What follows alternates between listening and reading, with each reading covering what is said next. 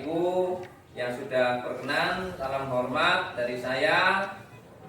Yang utama dan yang pertama, marilah kita panjatkan puji syukur kehadirat Allah Subhanahu wa taala, di mana pada kesempatan siang hari ini kita telah diberikan rahmat, hidayah dan inayahnya yang diberikan kepada kita semua, sehingga pada kesempatan siang hari ini yang berbahagia kita dapat berkumpul bersama di SD Negeri 1 Babakan di salah satu ruang dalam kegiatan diseminasi budaya positif.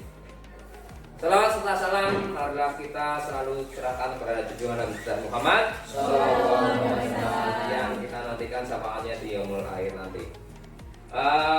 Langsung saja pada kesempatan siang hari ini saya akan memaparkan terkait dengan budaya positif. Nah, di sini diseminasi budaya positif itu merupakan salah satu materi yang saya pelajari di pendidikan guru penggerak angkatan 11 yang harus saya sampaikan, yang saya harus tularkan kepada Bapak Ibu semua yang ada di SD Negeri 1 Babakan selaku rekan-rekan guru atau rekan sejawat, yang kebetulan memang ada beberapa rekan yang lain yang belum bisa berkenan hadir di tengah-tengah kita semua.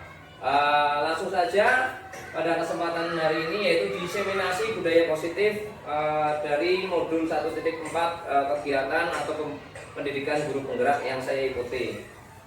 Sebelumnya marilah kita menyanyikan Indonesia Raya, lagu Indonesia Raya untuk memunculkan dan meningkatkan rasa nasionalisme kita. Monggo Bapak Ibu untuk berdiri bersama.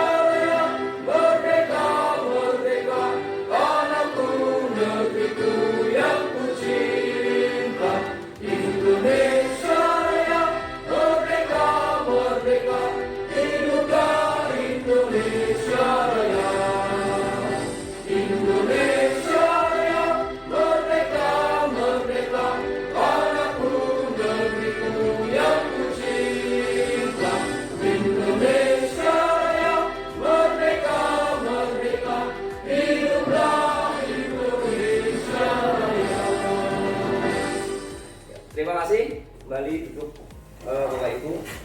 Baik, langsung saya perkenalkan. Di sini ada filosofi Ki Hajar Dewantoro. Menurut beliau, pendidikan adalah tuntunan bagi seluruh kekuatan kodrat yang ada pada anak-anak agar mereka sebagai manusia dan sebagai anggota masyarakat dapat mencapai keselamatan dan kebahagiaan yang setinggi-tingginya. Nah, ini merupakan filosofi dari Ki Hajar Dewantoro. Budaya positif atau ekosistem positif di sini diibaratkan bibit dan buah. Pendidik adalah petani yang akan merawat bibit dengan cara menyiangi gulmas di sekitarnya, memberi air, memberi pupuk agar kelak berbuah lebih baik dan lebih banyak. Namun petani tidak mungkin mengubah bibit jambu menjadi berbuah anggur. Itulah kodrat alam atau dasar yang harus diperhatikan dalam pendidikan, dan itu di luar kecakapan dan kehendak kaum pendidik. Sedang pengajaran adalah pendidikan dengan cara memberi ilmu atau pengetahuan agar bermanfaat bagi kehidupan lahir dan batin. Itu menurut Ki Hajar Dewantoro. Di sini ada disiplin positif, nanti teruskan untuk lingkungan positif dan juga teruskan budaya positifnya. Nah, di sini peran guru adalah menjadi pemimpin pembelajaran serta menumbuh kembangkan budaya positif untuk membentuk lingkungan sekolah yang nyaman, aman, dan ramah yang berpihak pada murid sehingga dapat mewujudkan visi profil belajar Pancasila yang memiliki disiplin diri yang merdeka dalam mendisiplinkan diri sendiri atau self discipline sesuai pemikiran Ki Hajar Dewantoro yang mengatakan bahwa murid yang merdeka adalah murid yang mampu memerintah dan mendisiplinkan dirinya sendiri. Selanjutnya, dari eksplorasi konsep yang pertama, perubahan paradigma stimulus respon lawan teori kontrol. Yang kedua, arti disiplin dan 3 motivasi perilaku manusia. Yang ketiga, keyakinan kelas, hukuman, dan penghargaan. Keempat, kebutuhan dasar manusia. Yang kelima, posisi kontrol. Dan yang keenam, segitiga restitusi. Selanjutnya, dari perubahan paradigma, kegiatan kepalan tangan ada A dan B. Nah, A dan B itu diibaratkan kita semua dengan teman yang lain. Sobeklah secari kertas kecil, tuliskan benda atau sesuatu yang sangat berharga untuk Anda. Letakkan di salah satu tangan Anda dan genggam benda tersebut atau sesuatu tersebut dengan segala daya. Buatlah sebuah kepalan. Sedangkan teman Anda yang B akan mencoba dengan sekuat tenaga dengan berbagai cara untuk meminta Anda memberikan benda tersebut. Apa yang terjadi? Ya, perubahan paradigma teori kontrol atau ilusi kontrol. Yang pertama yaitu ilusi guru mengontrol murid. Selanjutnya, ilusi bahwa kritik dan membuat orang merasa bersalah dapat menguatkan karakter. Ilusi bahwa semua penguatan positif, efektif, dan bermanfaat. Ilusi bahwa orang dewasa memiliki hak untuk memaksa. Penjelasan dari yang pertama, poin pertama yaitu ilusi guru mengontrol murid. Pada dasarnya, kita tidak dapat memaksa murid untuk berbuat sesuatu jikalau murid tersebut memilih untuk tidak melakukannya. Walaupun tampaknya kita sedang mengontrol perilaku murid tersebut, hal ini karena murid tersebut sedang mengizinkan dirinya dikontrol. Saat itu bentuk kontrol guru menjadi kebutuhan dasar yang dipilih murid tersebut. Teori kontrol menyatakan bahwa semua perilaku memiliki tujuan, bahkan terhadap perilaku yang tidak disukainya. Jadi kita bisa mengontrol murid karena murid ini ibaratnya terstimulus ataupun dirangsang untuk dirinya itu mengizinkan dirinya untuk dikontrol seperti itu. Selanjutnya poin yang kedua, ilusi bahwa kritik dan membuat orang merasa bersalah dapat menguatkan karakter. Contohnya ini, menggunakan kritik dan rasa bersalah untuk mengontrol murid menuju pada identitas yang gagal. Mereka belajar untuk merasa buruk tentang diri mereka. Mereka mengembangkan dialog diri yang negatif. Kadang-kala sulit bagi guru untuk mengidentifikasi bahwa mereka melakukan perilaku ini, karena seringkali guru cukup menggunakan suara halus untuk menyampaikan pesan negatif. Jadi tidak serta-merta kita harus menyampaikan pesan yang kita inginkan dengan menggunakan suara yang tinggi seperti itu. Poin yang ketiga yaitu ilusi bahwa semua penguatan positif, efektif, dan bermanfaat. Penguatan positif atau bujukan adalah salah satu bentuk kontrol juga. Segala usaha untuk mempengaruhi murid agar mengulangi suatu perilaku tertentu adalah suatu usaha untuk mengontrol murid tersebut. Dalam jangka waktu tertentu kemungkinan murid tersebut akan menyadarinya dan mencoba untuk menolak bujukan kita. atau bisa jadi itu murid menjadi terganggu pada pendapat kita. Jadi seperti itu. Poin yang keempat, ilusi bahwa orang dewasa memiliki hak untuk memaksa. Di sini dijelaskan banyak orang dewasa yang percaya bahwa mereka memiliki tanggung jawab untuk membuat murid-murid berbuat hal-hal tertentu. Apapun yang dilakukan dapat diterima selama ada sebuah kemajuan berdasarkan sebuah pengukuran kinerja. Pada saat itu pula orang dewasa akan menyadari bahwa perilaku memaksa tidak akan efektif untuk jangka waktu yang panjang dan sebuah hubungan permusuhan pasti akan terbentuk. Dalam perubahan paradigma ke stimulus respon ke teori kontrol. Nah, di sini bisakah kita mengontrol seseorang? Dalam stimulus responnya dengan teori kontrolnya, yang pertama stimulus respon kita mencoba mengubah orang agar pandangannya itu sama dengan kita. Nah, teori kontrolnya kita berusaha. Bagaimana kita berusaha untuk memahami pandangan orang lain terhadap tentang dunia. Jadi teori kontrolnya seperti itu. Stimulus responnya yang kedua, perilaku buruk dilihat sebagai suatu kesalahan. Jadi setiap perilaku yang buruk itu dilihat sebagai sebuah kesalahan. Bagaimana teori kontrolnya? Yaitu semua perilaku memiliki tujuan. Nah, selanjutnya dari stimulus respon orang lain bisa mengontrol saya. Bagaimana teori kontrolnya? Yaitu hanya Anda yang bisa mengontrol diri Anda. Selanjutnya, stimulus respon yang lain, saya bisa mengontrol orang lain. Teori kontrolnya, Anda tidak bisa mengontrol orang lain. Stimulus respon, pemaksaan ada pada saat bujukan gagal. Jadi kalau dibujuk gagal, pasti ada pemaksaan. Nah, teori kontrolnya bagaimana? Kolaborasi dan konsensus menciptakan pilihan-pilihan baru. Selanjutnya yang terakhir ada stimulus respon model berpikir menang atau kalah. Bagaimana teori kontrolnya? Yaitu dengan model berpikir menang-menang. Seperti itu.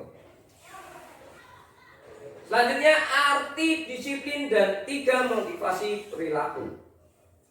Apa makna kata disiplin? Apa yang terlintas di pikiran Bapak Ibu semua ketika mendengar kata disiplin? Nah, di sini disiplin dan hukuman apakah artinya sama atau berbeda? Mengapa kira-kira? Sama atau berbeda? Berbeda. Berbedanya mengapa?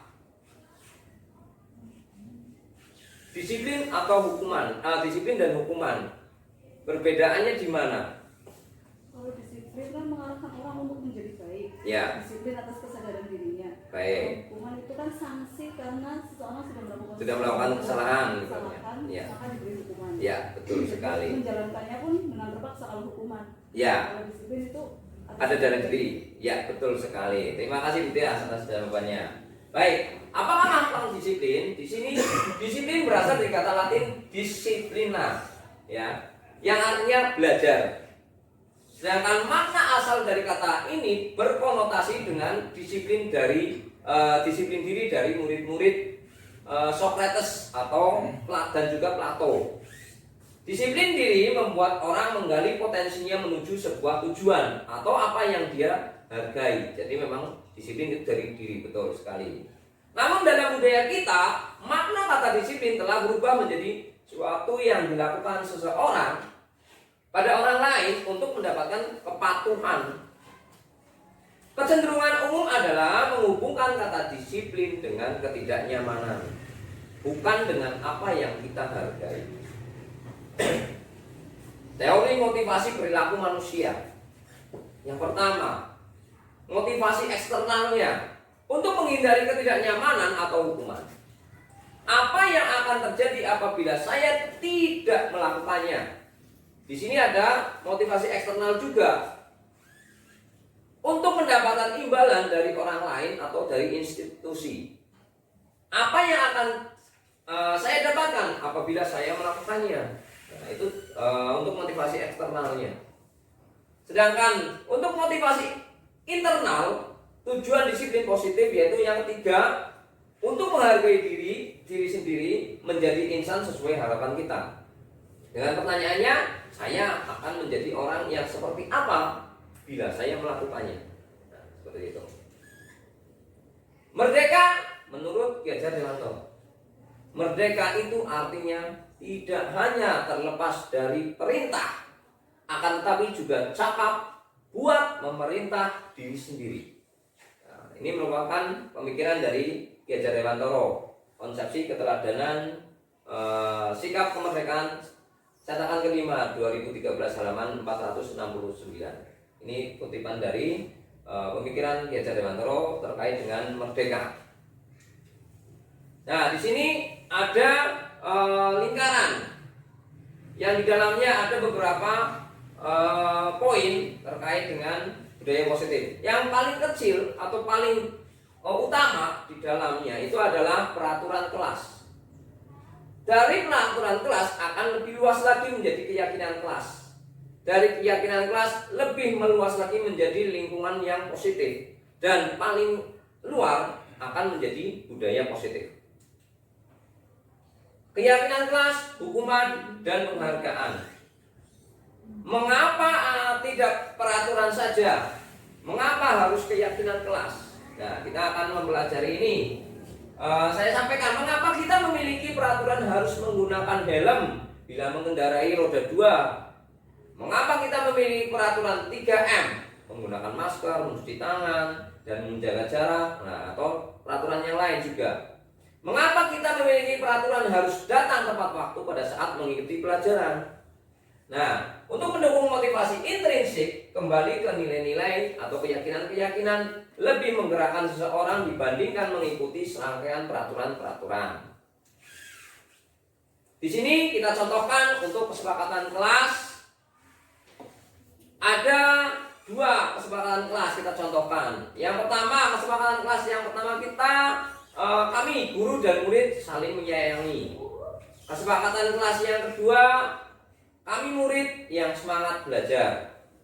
Dan selanjutnya, kami murid yang peduli dengan teman-teman. Di sisi lain ada kesempatan kelas yang lain. Pertama, datang tepat waktu, mengucapkan salam. Kedua, menjaga kebersihan sekolah sesuai dengan pikatnya, berdoa sebelum dan sesudah kegiatan, aktif dalam pembelajaran, dan yang terakhir tertib. Di sini ada peraturan dan ada keyakinan kelas. Nah, kita contohkan, selalu kembalikan buku ke tempatnya, itu peraturannya. Padahal di sini kita menjadi di dalam peraturan ini ada yang namanya keyakinan kelas, yaitu berupa tanggung jawab, supaya anak ini mempunyai tanggung jawab untuk mengembalikan lagi ke tempatnya. Peraturan yang kedua, dilarang mengganggu orang lain. Di sini merupakan peraturan yang di dalamnya mempunyai makna keyakinan kelas, yaitu menghormati orang lain.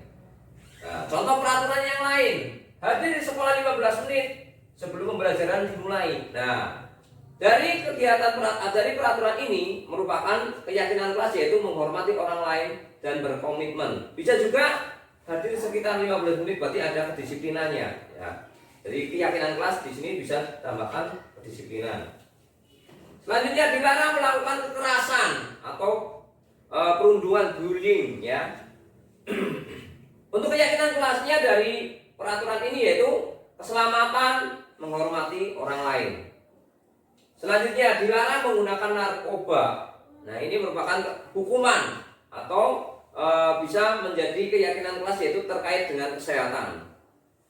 Selanjutnya, peraturan bergantian atau menunggu giliran. Keyakinan kelas dari peraturan itu merupakan menghormati orang lain dan juga bersabar. Peraturan selanjutnya, harus menggunakan masker pada saat itu kita masih pandemi, ya.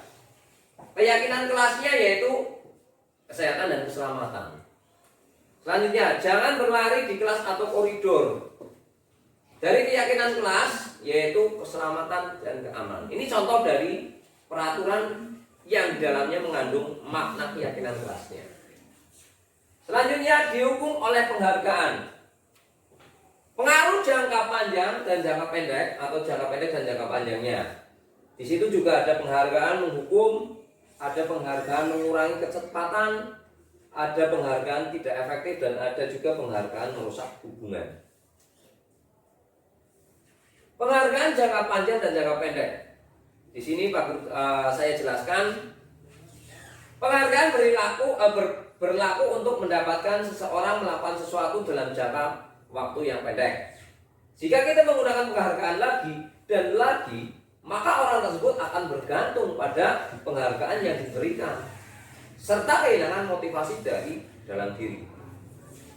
Jika kita mendapatkan penghargaan itu untuk melakukan sesuatu yang baik, maka selain kita senantiasa berharap mendapatkan penghargaan tersebut lagi, kita pun menjadi tidak menyadari tindakan baik yang kita lakukan. Jadi lama-kelamaan kita tidak menyadari apa yang kita lakukan untuk mendapatkan sebuah penghargaan tersebut.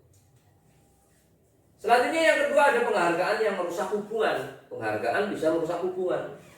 Di sini dijelaskan bahwa ketika seorang diberi penghargaan atau dipuji di depan orang yang banyak, maka orang yang lain akan merasa iri. Dan sebagian dari mereka akan tidak menyukai orang yang diberikan penghargaan tersebut. Itu yang bisa merusak. Selanjutnya, jika seorang guru sering memberikan penghargaan kepada murid-muridnya, besar kemungkinan murid-muridnya termotivasi hanya untuk menyenangkan gurunya. Mereka tidak akan bersikap jujur kepada guru tersebut. Selanjutnya yang ketiga, penghargaan menciptakan persaingan di dalam kelas. Dan persaingan menciptakan kecemasan. Nah, ini bisa merusak hubungan. Yang terakhir, mereka yang percaya bahwa mereka tidak memiliki kesempatan untuk mendapatkan penghargaan akan berhenti mencoba. Nah, ini juga merusak hubungan. Nah, di sini tindakan guru saya contohkan. Dalam tindakan guru ada hukuman atau sanksi konsekuensinya. Mencatat 100 kali di dalam buku kalimatnya. Saya tidak akan terlambat lagi karena terlambat ke sekolah. Kira-kira ini merupakan hukuman atau sanksi ya? Sanksi ya. Lari mengelilingi lapangan basket 2 kali karena terlambat hadir di sekolah. Merupakan apa ini? Hukuman. Murid diminta untuk push up 15 kali karena tidak menggunakan masker. Kira-kira apa? Menjadi sanksi atau konsekuensi atau hukuman? Konsekuensi ya. Karena konsekuensinya? Iya. Menggantikan kertas tugas teman yang telah dicoret-coret. Kira-kira menjadi sebuah apa ini? Menggantikan kertas tugas. Konsekuensi pasti ya. Membersihkan tumpahan air di meja tulis karena tersenggol pada saat belajar. Berarti tersenggol tidak sengaja. Berarti apa? Konsekuensi. Meminta murid tidak mengenakan sepatu seharian di sekolah karena tidak mengenakan sepatu hitam. Hukuman, ya hukuman. Lari mengelilingi lapangan basket 2 kali karena terdapat 10 menit untuk pelajaran PJOK. Hukuman, ya baik. Di sini kita akan pelajari tentang perbedaan apa sih hukuman dan sanksi atau konsekuensi. Dari hukuman sendiri, poin sesuatu yang menyakitkan harus terjadi. Itu hukuman. Sedangkan sanksinya sesuatu harus terjadi. Hukuman membuat anak sakit baik fisik maupun hati untuk jangka yang lama. Sedangkan sanksi atau konsekuensinya membuat anak merasa tidak nyaman dalam jangka waktu pendek. Hukuman, anak membenci kedisiplinan. Perbedaannya pada sanksi yaitu anak menghargai kedisiplinan.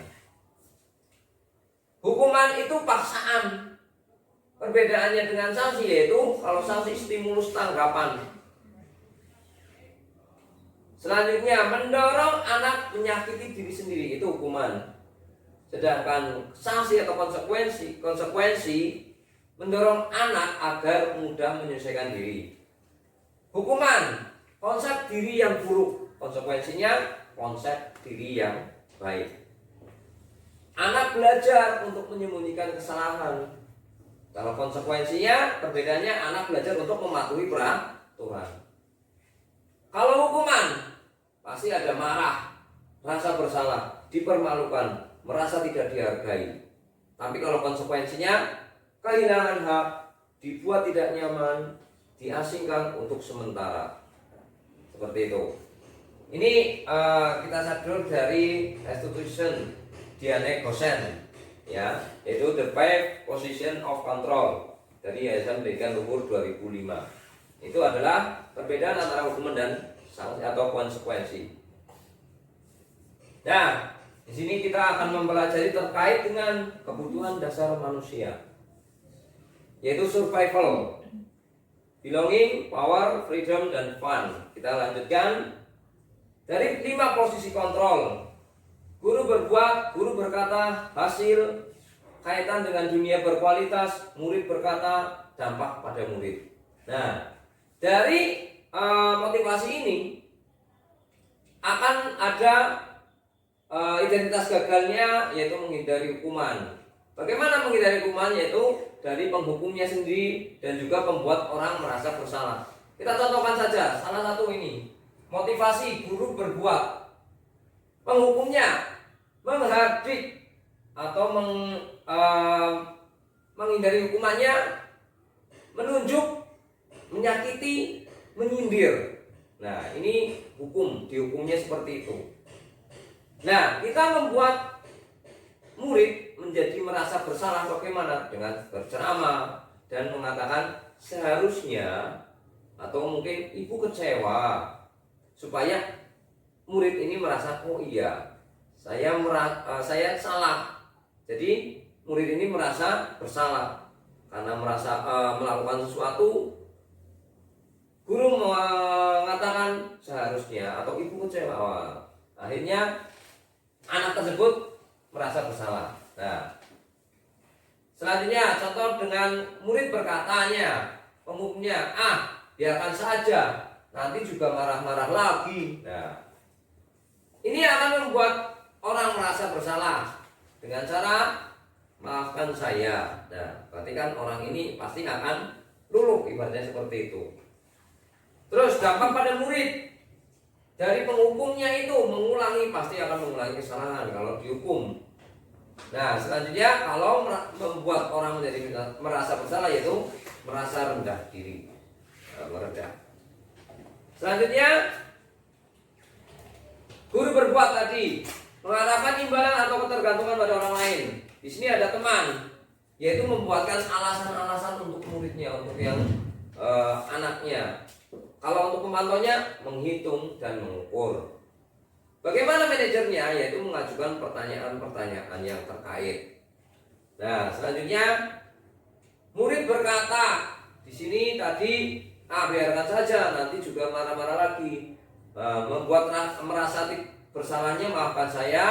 Untuk temannya, saya pikir bapak atau ibu teman saya, ternyata begitu. Nah, untuk pemantauannya yaitu berapa banyak binatang yang saya harus peroleh, berapa halaman yang harus saya tulis.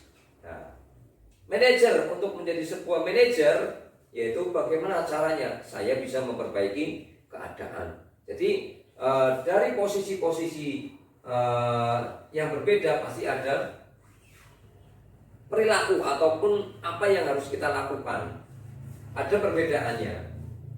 Contoh lagi, guru berkata kalau kamu tidak melakukan, awas ya, rasakan. Ini sebagai penghukum. Guru sebagai penghukum.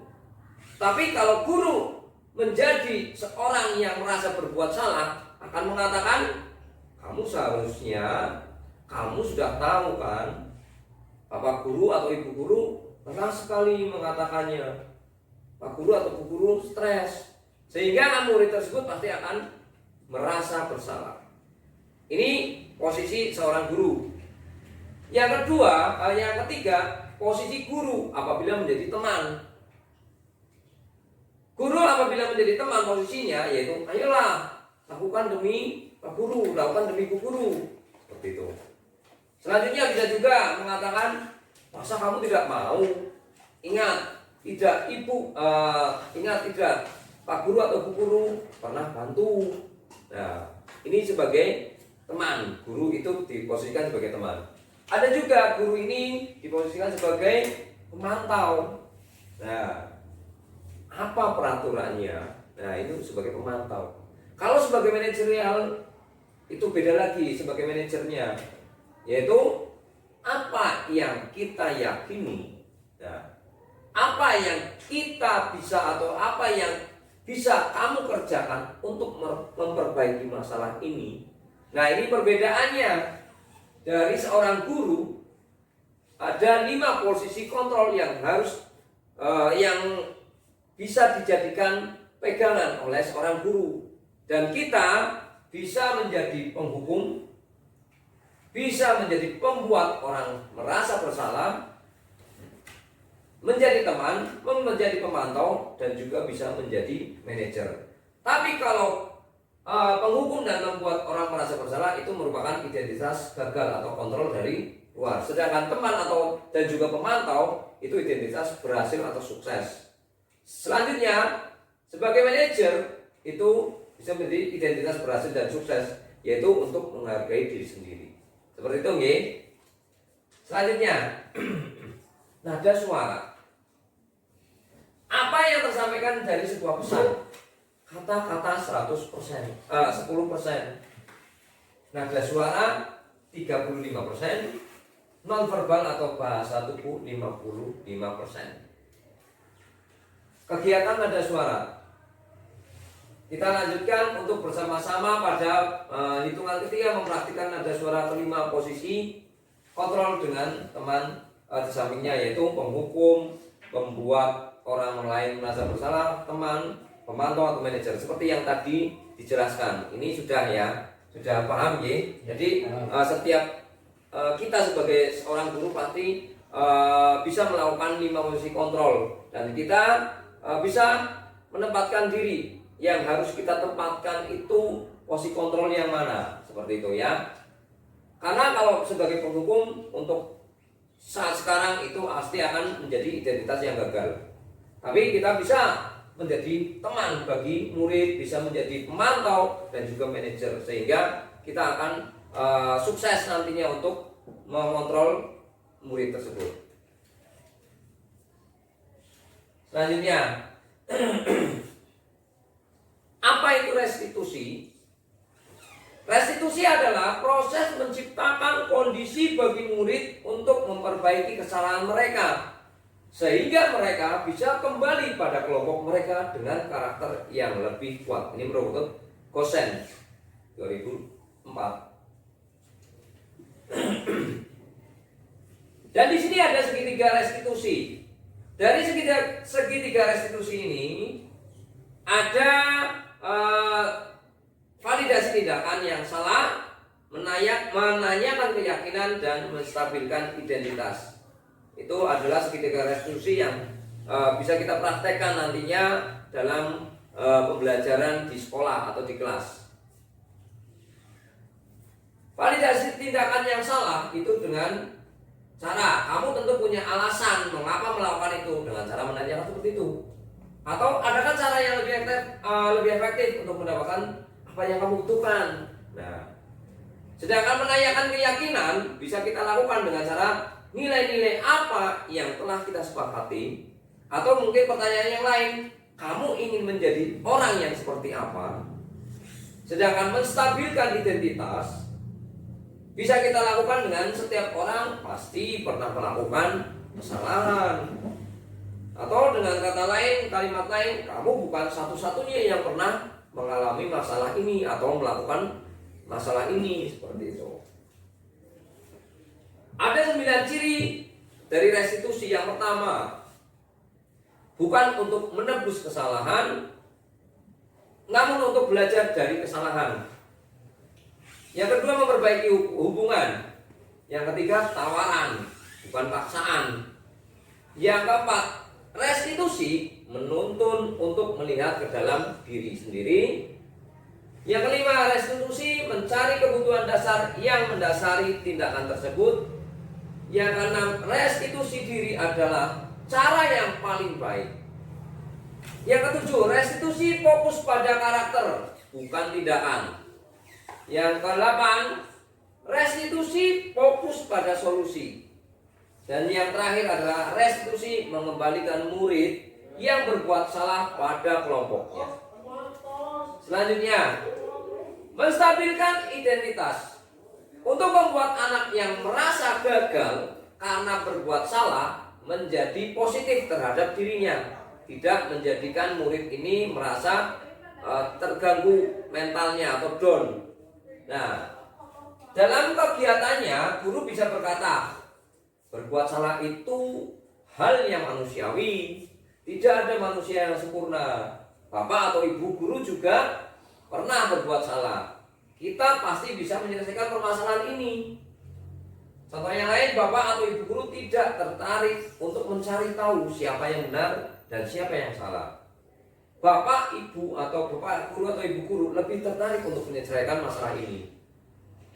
Kalau kamu menyalahkan dirimu, apakah kamu bersikap baik pada dirimu sendiri? Nah, ini contoh dari kata-kata atau perkataan guru yang dalam hal ini yaitu untuk menstabilkan identitas. Yang kedua, ada validasi tindakan yang salah. Membantu siswa mengenali basic atau need kebutuhan dari siswa yang ingin dipenuhi ketika melakukan kesalahan. Pada dasarnya setiap tindakan manusia itu tujuannya adalah memenuhi basic need tersebut, apakah itu power, freedom, love, and belonging, fun atau survival. Di sini dari validasi tindakan yang salah, contohnya adalah guru berkata, kamu bisa saja kan melakukan hal yang lebih buruk, tapi kamu tidak melakukannya. Kamu pasti punya alasan mengapa kamu melakukannya. Dengan kata-kata yang lain yaitu apa yang penting bagi kamu. Selanjutnya, kamu boleh tetap berusaha menjaga sikap itu, tapi tambahkan sikap yang lain yang baru. Maukah kamu belajar cara lain untuk mendapatkan yang kamu butuhkan tanpa harus memukul? Apakah kamu bisa melakukan dengan lebih baik lagi besok? Nah, ini merupakan kalimat-kalimat yang bisa kita lontarkan, bisa kita ajukan ke murid yang bermasalah sebagai tindakan validasi, tindakan yang salah, seperti itu. Yang ketiga yaitu menanyakan keyakinan. Bagaimana cara kita menanyakan keyakinan?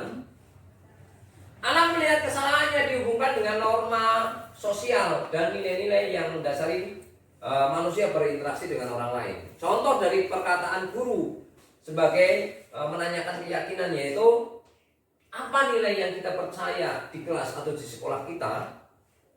Nilai-nilai universal apa yang telah kita sepakati?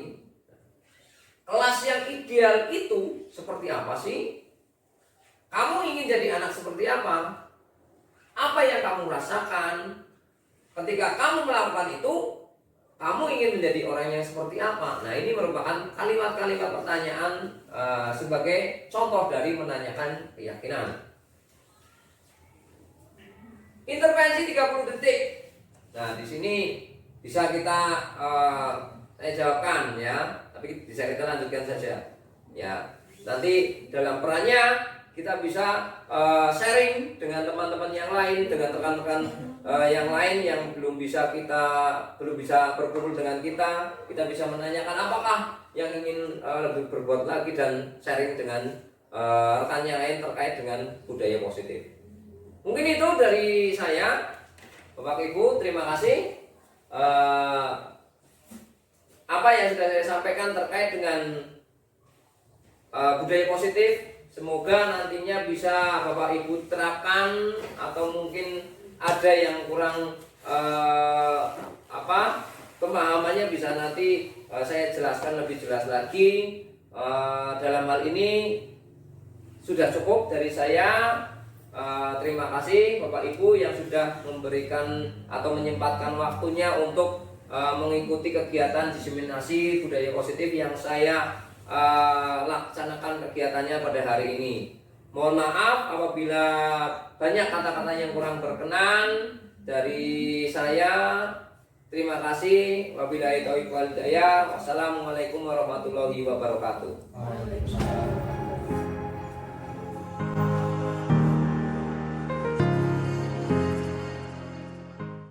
Assalamualaikum warahmatullahi wabarakatuh.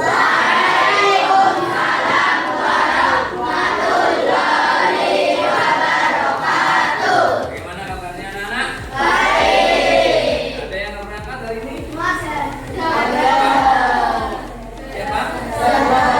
Zahra. Kenapa Zahra, ada yang tahu kenapa? Sakit. Oh iya.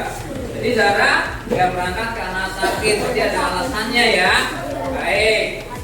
Di sini kalian sudah berada di kelas baru ya. Pak Guru mengapresiasi. Berarti kalian anak hebat ya. Anak yang terbaik, pilihan terbaik karena bisa naik ke kelas selanjutnya, yaitu di kelas 6. Nah, sebelumnya Pak Guru di sini mau menjelaskan terkait dengan apa itu keyakinan kelas. Tapi sebelumnya Pak Guru akan menjelaskan begini. Dalam sekolah, kita berada di sekolah mana? Baik. Di SD Negeri 1 Babakan atau di sekolah manapun pasti punya peraturan yang harus kita taati, yang harus kita laksanakan. Itu merupakan peraturan, memang tujuannya supaya kita tertib, tingkah laku kita diatur supaya tertib, supaya semuanya berjalan dengan lancar di sekolah. Nah, terutama di SD Negeri 1 Babakan. Nah, jadi peraturan sekolah yang kamu tahu, contohnya peraturan sekolah apa? Contohnya apa? Ya. Kenapa? Membersihkan kelas. Ya. Disiplin. Contohnya. Ada juga apa? Tanggung betul sekali. Ya. Jadi di sini dari sekian banyak peraturan di SD Negeri 1 Babakan, contohnya adalah disiplin. Disiplin ini contoh dari peraturan di sekolah, yaitu disiplin atau tepat waktu. Contohnya itu ya, tepat waktu, baik dari kedatanganmu, ya kan, kedisiplinan dalam mengerjakan tugas ataupun ada PR misalkan seperti itu.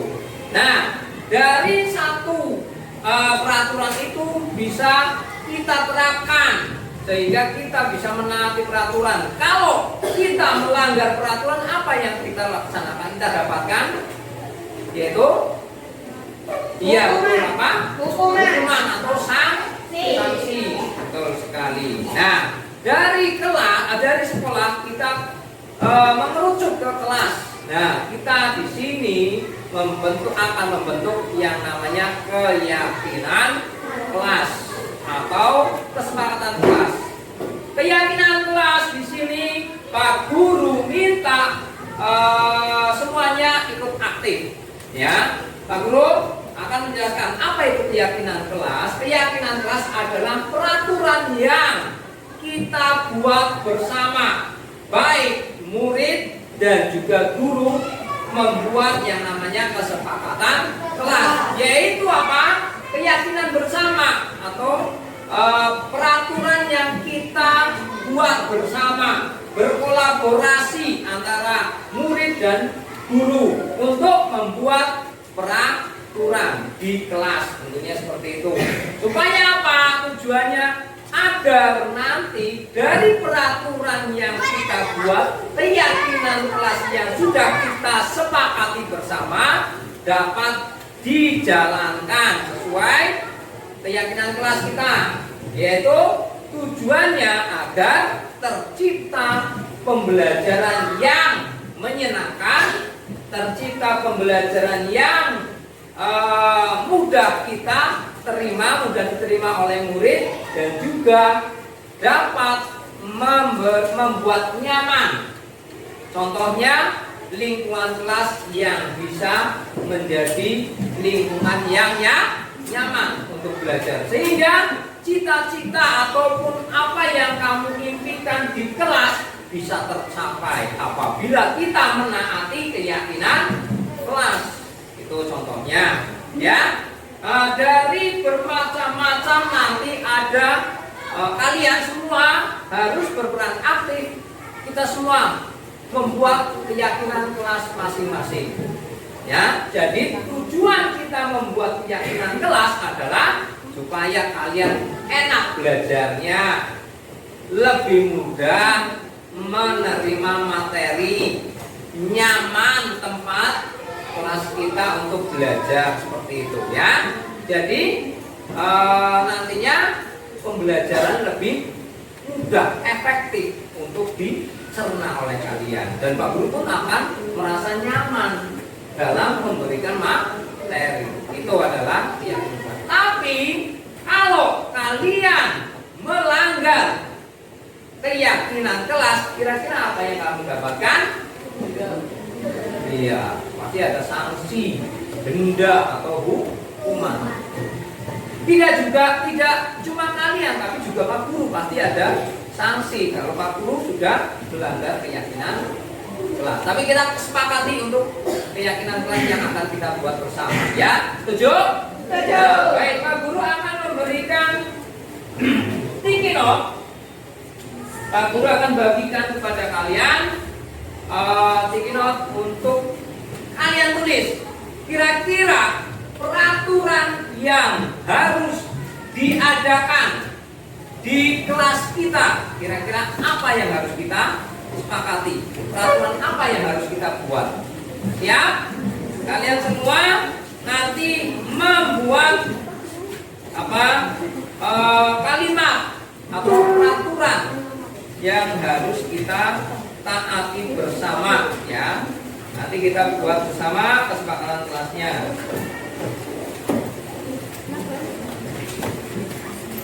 Silakan langsung saja yang sudah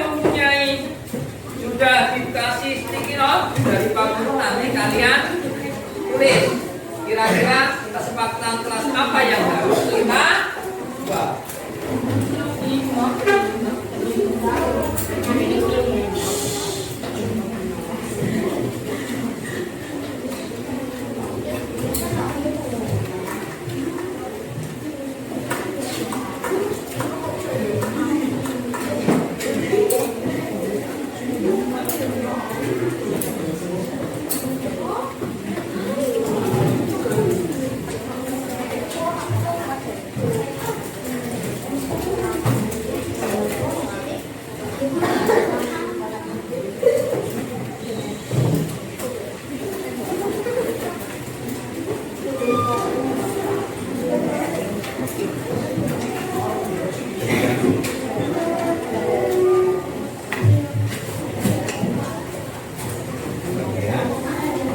Silakan kalian tulis kira-kira keyakinan kelas apa yang harus kita sepakati bersama, yang harus ada di kelas kita. Kurang satu ya. Nanti semuanya berperan aktif, menuliskan, nanti ditempel ya. Pak Guru sudah menyediakan papan tempel terkait dengan keyakinan kelas.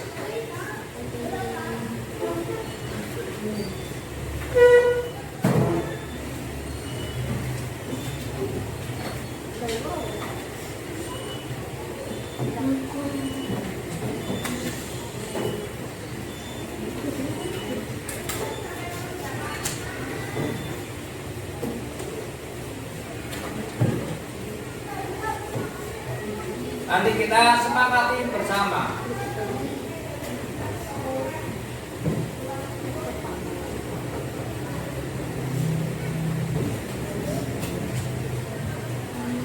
Ya sudah, boleh langsung ditempel untuk mempersingkat waktu, karena kita nanti akan masuk ke materi baru.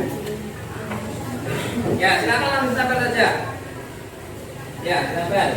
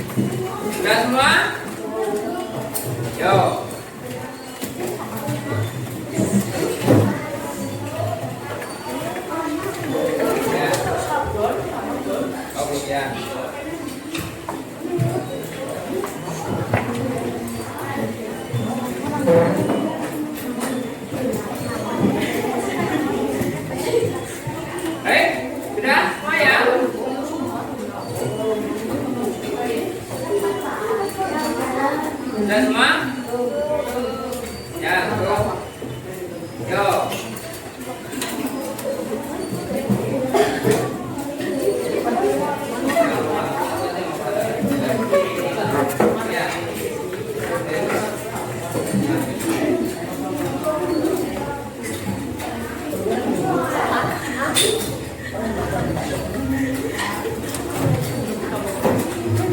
Ya, baik.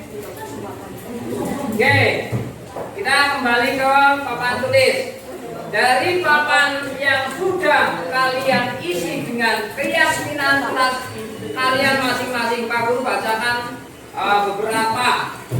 Semua yang pertama, keyakinan, bersih, disiplin, rukun. Setuju tidak? Setuju. Nah, ada yang tidak sopan, tidak mengejek atau berkata kasar. Setuju. Baik. Disiplin, tanggung jawab, tertib, kebersihan. Setuju. Terus selanjutnya ada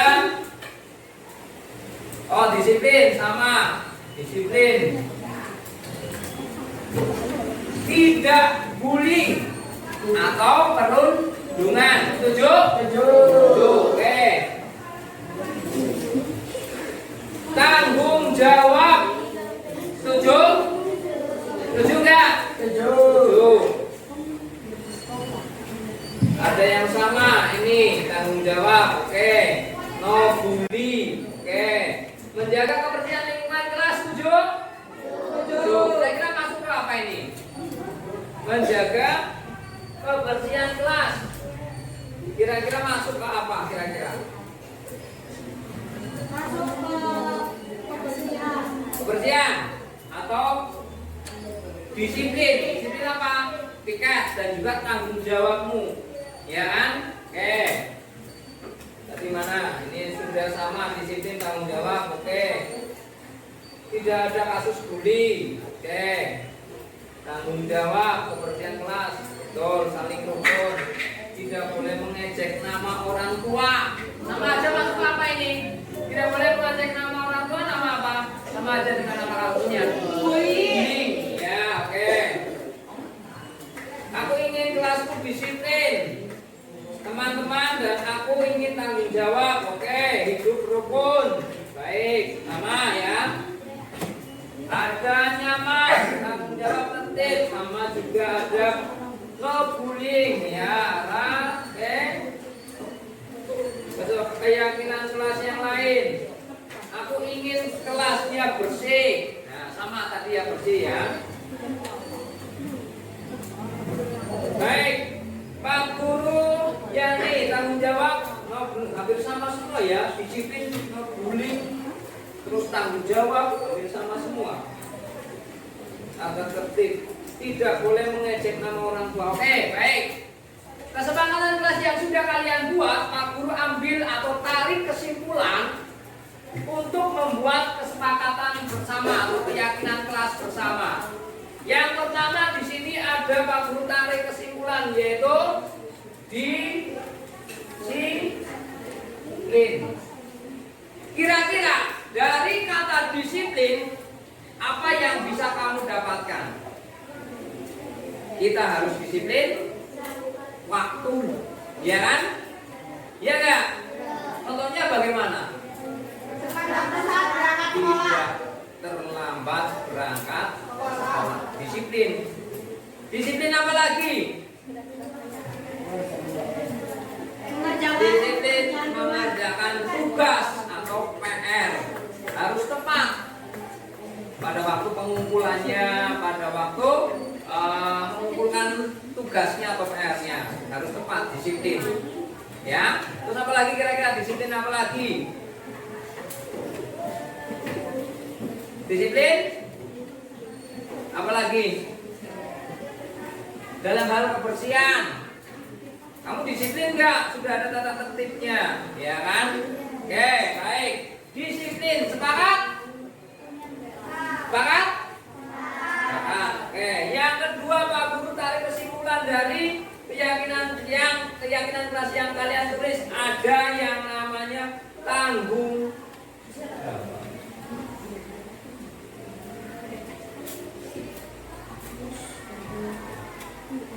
Setuju nggak?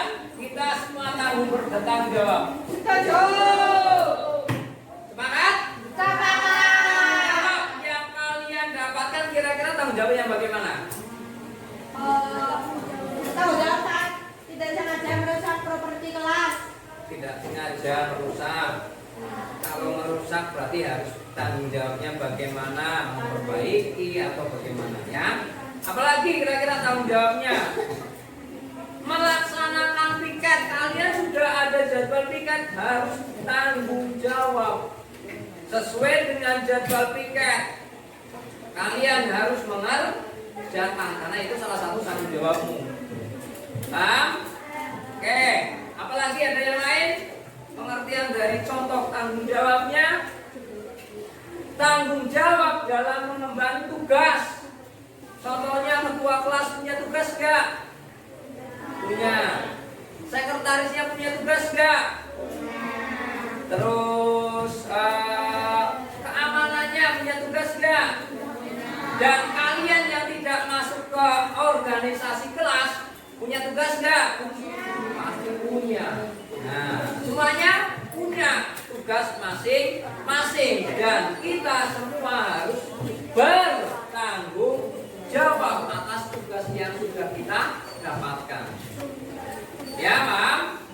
Kamu dikasih tugas, harus tanggung jawab, dikerjakan dengan baik, dengan teliti, sesuai dengan waktunya, ya, seperti itu. Selanjutnya, di sini ada banyak no bullying. Nah, ya, setuju atau tidak? Setuju. Oke, yang ketiga, Pak Guru masukkan keyakinan kelas no bullying. No bullying itu apa contohnya yang menurut kalian ketahui? Bullying itu apa? Dari kata bully, ya. Bully itu apa? Nama lainnya perundungan. Contohnya apa? Mengejek nama orang tua. Mengejek nama orang tua, sering seperti itu. Sekarang kita harus sudah ada kesepakatan kelasnya. Berarti sudah tidak boleh ada yang seperti itu. Mengejek temannya dengan panggilan yang jelek misalkan, itu juga perundungan. Ya, kita memilih teman tanpa memandang fisik, tanpa memandang perbedaan yang ada. Ya, kita terima semua teman walaupun berbeda. Paham? Dan no bullying itu yang kita sepakati sebagai keyakinan kelas. Sepakat ya? Selanjutnya di sini ada kebersihan.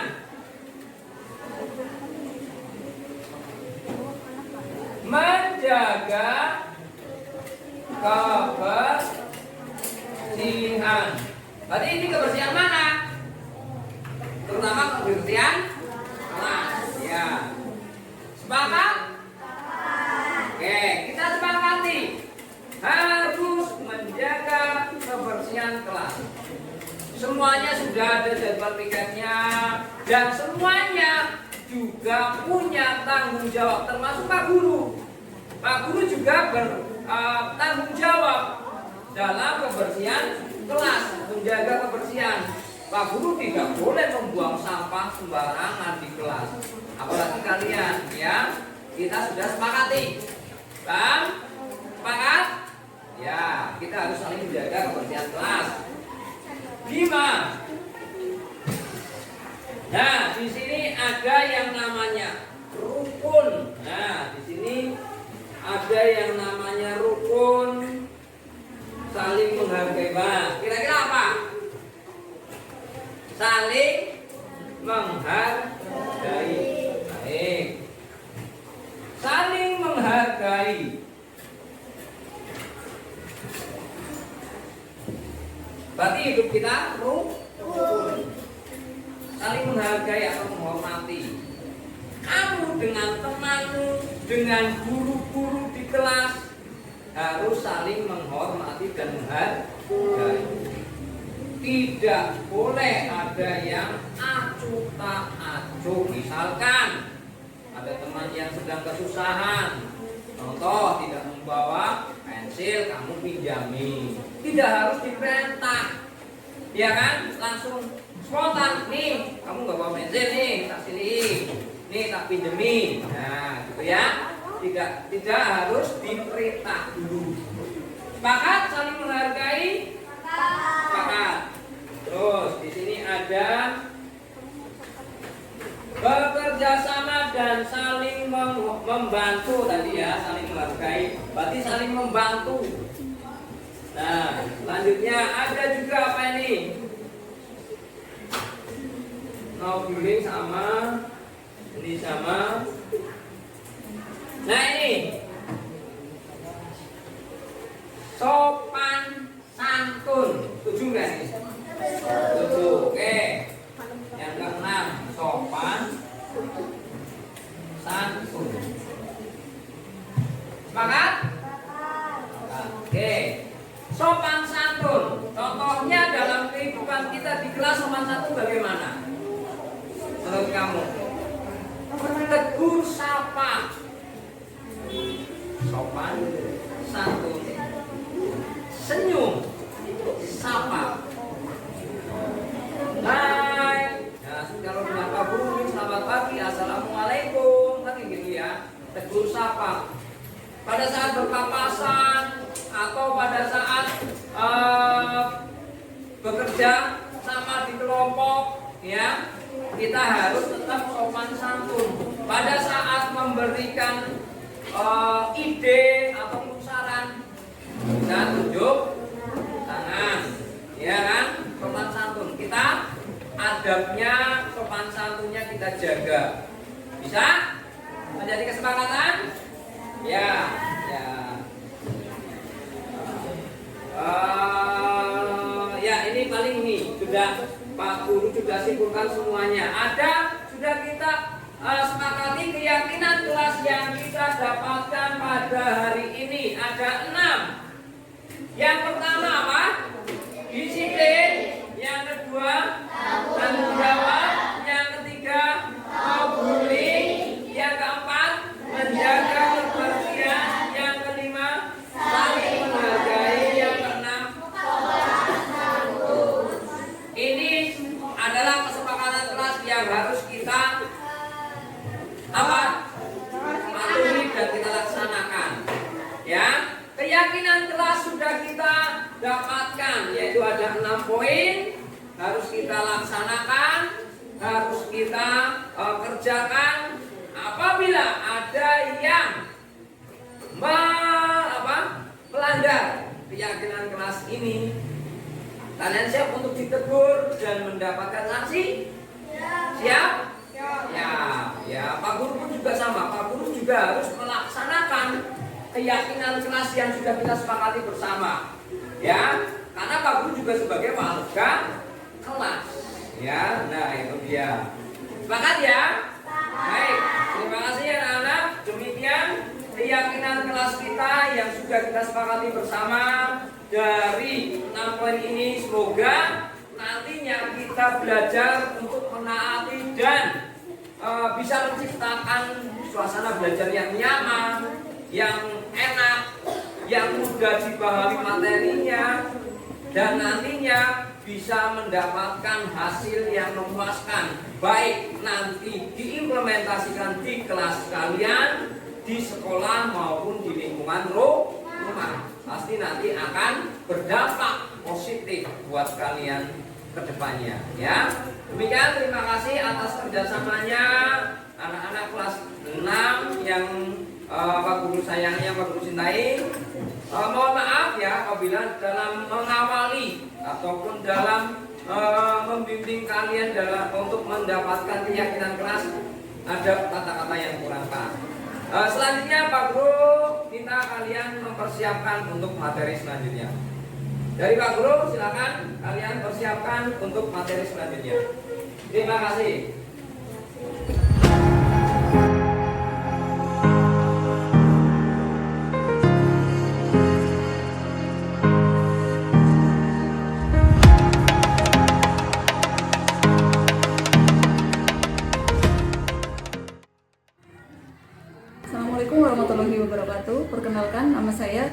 Astuti dari SD Negeri 1 Babakan. Saya adalah rekan sejawat dari Bapak Rahmat Fauzi, calon guru penggerak angkatan 11 Kabupaten Purbalingga.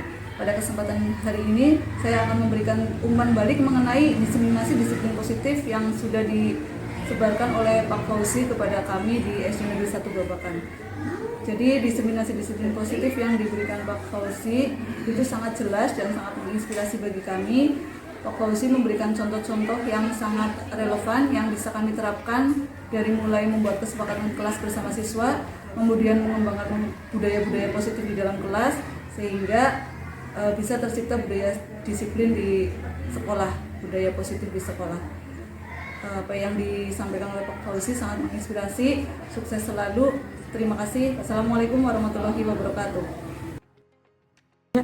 Assalamualaikum warahmatullahi wabarakatuh. Perkenalkan, nama saya Nadiasti Putri Ramadhani, kelas 6 SD Negeri 1 Babakan. Saya sangat senang bisa berdiskusi dan menyampaikan pendapat dalam menyusun kesepakatan kelas. Terima kasih Pak Fauzi sudah melibatkan kami dalam membuat kesepakatan kelas. Saya merasa dihargai dan lebih bertanggung jawab untuk mematuhinya. Wassalamualaikum warahmatullahi wabarakatuh.